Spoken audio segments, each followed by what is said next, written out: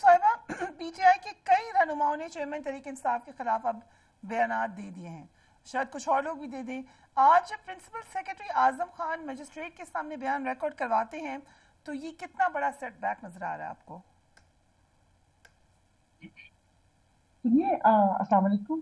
وعلیکم بنانے کو تو وہ کہتے ہیں کہ جب وہ سب چیزیں مخالفت میں ہوں تو پھر تو آپ کی کا بھی بنا سکتی ہیں, مطلب جہاں جو یہاں پاکستان میں دیکھا گیا. باقی اگر ہم اعظم خان صاحب کی بات کرتے ہیں تو مجھے تو یہ ایک فلم کی سٹوری لگتی ہے کہ ایک بندہ 3 مہینے سے غائب ہے, اس کا کچھ پتہ نہیں. ان کو ایسا کون سا کس سے ڈر پڑا ہوا تھا, انہوں نے تو کسی چیز میں شامل نہیں تھے, جو کسی کے گھر 3 ماہ سے چھپے ہوئے تھے, اور 3 ماہ کے بعد آ کے وہ ایک بیان ریکارڈ کرواتے ہیں کہ ان کو پتہ نہیں تھا. میں بھی اتحادی تھی, مجھے یہ پتا تھا. میں ابھی ایک پروگرام میں کہہ چکی ہوں کہ میں ہنس کے کہتی ہوتی تھی اپنے ساتھیوں کو, کہ مذاق میں بولتی تھی کہ خان صاحب کو کہیں کہ وہ وزیر اعظم ہیں, اعظم کے وزیر نہیں ہیں. یہ تو اتنے پاورفل شخص ہے کہ ان کے اس میں تو مکھی بھی نہیں ادھر سے ادھر جاتی ہوتی تھی. خان صاحب سے تو ملنے کے لیے کوئی اتنی تگودود نہیں کرتا تھا, سب اعظم خان سے ملنے کی تگودود کرتے تھے. اور یہاں پر آ کے یہ بیان حلفی کروا دینا, ضمیر جاگ گیا ان کا. ایک تو وہ ضمیر جاگتے ہیں, مجھے سمجھ نہیں آتی کہ وہ بعد میں کیوں جاگتے ہیں, اور دوسرا اس قسم کا بیان حلفی تو اسحاق ڈار صاحب کا بھی تھا, اور باقی جو 2 لوگوں کا تھا, احد چیمہ اور فواد حسن فواد, وہ تو خیر پولیس کی کسٹڈی میں تھے. یہ تو ایک علیحدہ ہی میٹر ہے کہ یہ تو غائب تھے, اور غائب ہونے کے بعد آ کے یہ انکشاف کر دیا. میرے بھیجے میں یہ دماغ نہیں بات نہیں بیٹھتی. رائٹ, سو آپ کو لگ رہا ہے کہ پریشر میں آ کے انہوں نے بیان دیا ہے؟ تو دیکھیے نا, 3 ماہ ہے ہی نہیں. جس وقت عدالت نے کہہ دیا کہ بھائی ان کو سامنے لے کر آئے, اس وقت کسی کو پتہ ہی نہیں تھا کہ وہ کس کی کسٹڈی میں ہے, کہ جی چھپے ہوئے ہیں, اور چھپے 3 مہینے کے بعد وہ اپنے آپ کو راضی کر رہے تھے, یہ فیصلہ کر رہے تھے کہ میں جا کے یہ بات میں کروں گا. یہاں پر سیاست دیکھی تو ہے, یہاں پر تو وہ کیا کہتے ہیں, حکومت چاہے تو ملبہ بھی بول سکتا ہے, تو کچھ بھی ہو سکتا ہے یہاں پر. ایک بندہ بھی, مجھے تو اس کی وہ کہتے ہیں نا کہ نہیں سمجھ آ رہی کہ ایک بندہ اگر ایسی کوئی بات تھی تو اقتدار میں رہتے رہے ان سب لوگوں کو یہ باتیں کیوں نہیں یاد آتی. ملک و قوم کا اتنا خیال تھا, تو اسی وقت جس وقت یہ ساری چیزیں ان کو پتا تھی, اس وقت میڈیا پہ آ کے کیوں نہیں بتایا کہ یہ شخص جھوٹ بول رہا ہے, یہ سارا بیانیہ یہ جھوٹا ہے.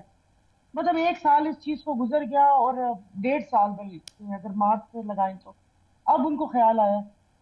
رائٹ, پتہ نہیں. اب وہی بات ہے کہ ترازو کے پلڑے برابر کرنے, اب تو ایک پلڑا جھک ہی گیا بالکل. اظہر صدیق صاحب, لیگل امپلیکیشن کیا ہے پرنسپل سیکرٹری کی سٹیٹمنٹ کی, جو کہ کہا جا رہا ہے کہ مجسٹریٹ کے سامنے انہوں نے ریکارڈ کرائی؟ بہت شکریہ. یہ بھی کچھ تاریخ کے حصے ہیں. PLD 2018, supreme court 296. ہمارے صاحبدار صاحب تھے, ہمارے کو پتا ہے اوپن اینڈ شٹ کیس تھا, 164 کا بیان ہوا, اور آپ نے خود دیکھ لیا اس 164 کے بیان کی کیا حیثیت تھی. 3 بڑے لیگل فلاز ان میں رکھ لیجیے گا. پہلی تو بات ہے کہ اعظم خان صاحب اغوا ہوئے تھے, ایک مقدمہ درج تھا. اسی دن مقدمے پہ بیان دیا, پتا چل رہا ہے کہ جناب میں اپنی مرضی سے گیا تھا, اور پھر 164 کا بیان کرانے کے لیے لے گئے. 164 بیان تو آپ نے اغوا کے, یہ جو کنٹینٹ ہے یہ کہاں سے آ گئی؟ اس کا مطلب ہے کہ پیچھے کوئی نہ کوئی FIR.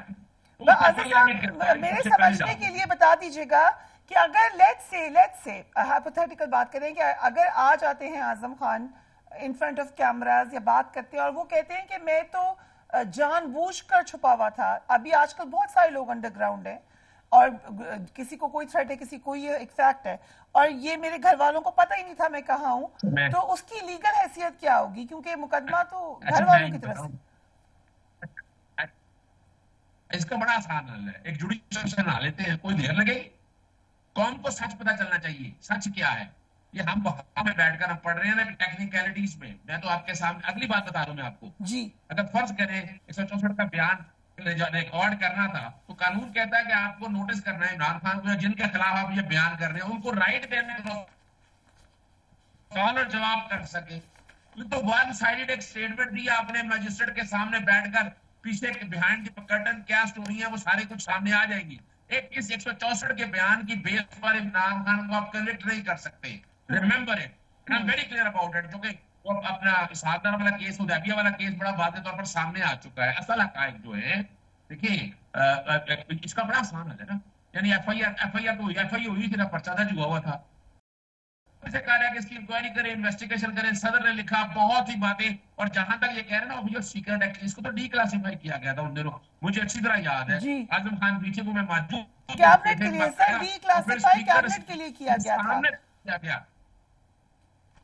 کیبنٹ کے لیے کیا گیا. میں وہی کہہ رہا ہوں نا کہ یہاں دیکھیے ہم اب آئے تصویر کے دوسرے لوگ کی طرف, کہ میں یعنی ایک تو بات ہے کہ یہ بات ہی ہوگی کہ یہ ایک ڈاکومنٹ موجود تھا, پھر اس کا ڈیمارش بھی کیا گیا. کہ اس ڈاکومنٹ کے کنٹینٹ کو جب آپ بغاوت میں لے کے آئے نا, یہ تو آپ یاد رکھیے گا آنے والے دنوں میں یہ کیس بغاوت کا بنے گا. جنہوں نے کو گرایا ہے باقاعدہ ووٹ آف نو کانفیڈنس کے ساتھ, یہ بغاوت کا کیس 24 سیڈیشن کیس بنے گا یہ والا. یعنی یہ انہوں نے آسانی سے یہ کام اٹھا کر سامنے رکھ دیا ہے. ڈینجرس کہ آپ نے, اور ثبوت کیا اس کے, آپ اپنا انصار صاحب کا کالم پڑھ لیں, ہارون رشید کا کالم پڑھ لیں, ان دنوں میں آپ کو امریکن امبیسڈر جن لوگوں سے میٹنگیں پڑھ لیں. یہ تو ایک ایسا, آپ نے ایک ایسا پنڈورا باکس کھول لی ہے, جو بات کہہ رہا ہے اس میں اتنی بری طرح سے پھنس جائیں گے. اور ہمیں اب دیکھیے ہم ایک ٹائم آ گیا ہے, لیکن یہ تو آن ریکارڈ کہا ہے تحریک انصاف کے چیئرمین نے کہ مجھ سے گم ہو گیا سائفر. یہ کیسے کہہ سکتے ہیں وہ؟ دیکھیں دیکھیے پہلے میں بتا دوں آپ کو, آپ نے قاسم سوری صاحب کا, اگر میں تو ان دنوں سپریم کورٹ میں ہیئرنگ میں موجود تھا, ووٹ آف نو کو میں نے ہیئرنگ بھی اٹینڈ کی ہے, مجھے تو پتا ہے سارا جو کچھ ہوتا رہا وہاں پر. میں آپ کے سامنے جو ایک بات ہے لگا ہوں, اس کا حل بڑا آسان ہے. یہاں پر ایف آئی اے کون ہے؟ ایف آئی اے تو رانا ثناء اللہ کے نیچے ایک ان کا ذاتی ملازم ادارہ ہے. آپ کے سامنے بڑے بڑے کیس کو ختم کر دیا, ایک جوڈیشل کمیشن بنا لے. آپ سے کامنٹ لوں گی, لیکن پہلے ذرا رانا ثناء اللہ صاحب نے یہ بھی کہا کہ سائفر ادھر ہی موجود ہے, اگرچہ میں آپ کو یہی کہنے والی تھی. جی کہیے.